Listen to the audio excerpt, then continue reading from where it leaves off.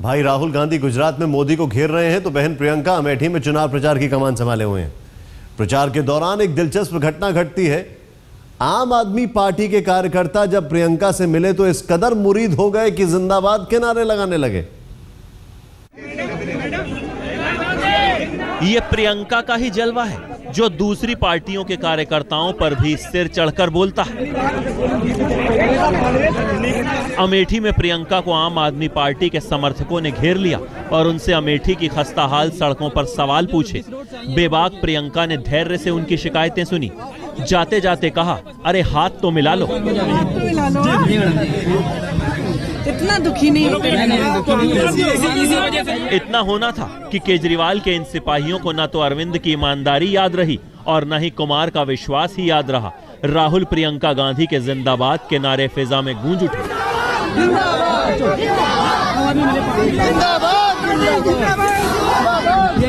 प्रियंका अमेठी में एक लिस्ट भी साथ लाई थी। इस लिस्ट में राहुल की उपलब्धियों की फेहरिस्त थी। जैसे राजीव जी की आलोचना की थी, आज राहुल जी की भी आलोचना होती है।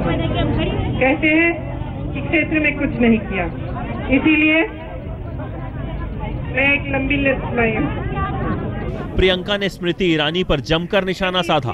कहा, अमेठी में आए लोग सिर्फ राहुल को हराना चाहते हैं। 2009 में चांदनी चौक से चुनाव लड़ी, लेकिन क्या वापस कभी चांदनी चौक गई? अलग अलग उम्मीदवार आते हैं, कोई कहता है बिजली नहीं है, कोई कहता है सड़क नहीं है।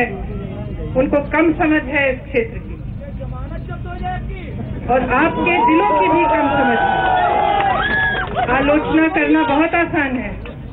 मैं जानना चाहती हूँ कि जो चांदनी चौक से अपना चुनाव लड़ी, कभी चांदनी चौक वापस गई? बीजेपी की उम्मीदवार स्मृति ईरानी ने जवाब देने में जरा भी देर नहीं की। ट्वीट की चिड़ियां उड़ाकर प्रियंका के दावे को खारिज कर दिया।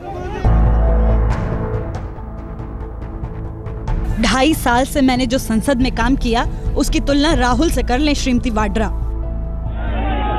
प्रियंका ने राहुल की तुलना राजीव से की। कहा, पिता ने देश भर में कंप्यूटर की शुरुआत की, पहले लोगों ने इस पहल की आलोचना की थी। इसी तरह राहुल की सोच भी दूरदर्शी है और उनकी भी आलोचना की जा रही है। कुमार विक्रांत, अमेठी, आज तक। अमेठी के दौरे में गई प्रियंका गांधी एक सभा में लोगों को संबोधित करते करते भावुक हो गईं। प्रेम आपने दिया है, जिंदगी भर नहीं चुका पाए। बहुत है हमारे लिए।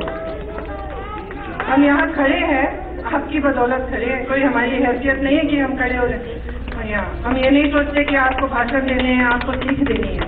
आप में बहुत सीख है, हमसे ज्यादा है। तो यही राहुल जी के विचार हैं। वो चाहते थे कि मैं आपसे कहूँ यहाँ आकर, क्योंकि उनको पूरे देश में जाना है। आपके क्षेत्र की हिफाजत, उसके भविष्य की हिफाजत आपके हाथों में है।